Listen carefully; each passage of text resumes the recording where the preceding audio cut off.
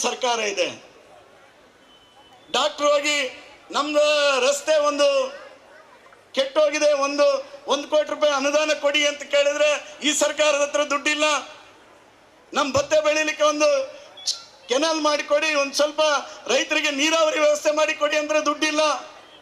ಆದರೆ ಈ ರಾಜ್ಯದ ಮುಖ್ಯಮಂತ್ರಿಗಳು ಹೇಳ್ತಾರೆ ನಾವು ಅಲ್ಪಸಂಖ್ಯಾತರ ಪರವಾಗಿರ್ತಕ್ಕಂಥ ಸರ್ಕಾರ.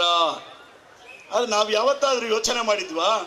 ಅವತ್ತು ಫ್ರೀ ಫ್ರೀ ಫ್ರೀ ಅಂತ ಒತ್ತಿದ್ವಲ್ಲ, ಕೊಡಿ, ನೀವು ಯಾರಿಗೆ ಬೇಕಾದ್ರೂ ಓಟ್ ಕೊಡಿ. ಆದರೆ ನಾವು ಕೊಟ್ಟ ಓಟಿಂದಾಗಿ ಅಧಿಕಾರದ ಗದ್ದುಗೆಯನ್ನು ಹಿಡಿದು ನಾವು ಕೇವಲ ತುರ್ಕರ ಪರ ಅಂತ ಹೇಳ್ತಕ್ಕಂಥ ಆ ಕಾಂಗ್ರೆಸ್ನ ಮುಖ್ಯಮಂತ್ರಿಗಳಿರ್ಬೋದು, ಉಪಮುಖ್ಯಮಂತ್ರಿಗಳ ವಿರುದ್ಧ ನಾವು ಯಾವತ್ತಾದ್ರೂ ಚಕಾರ ಎತ್ತಿದ್ದೀವಾ?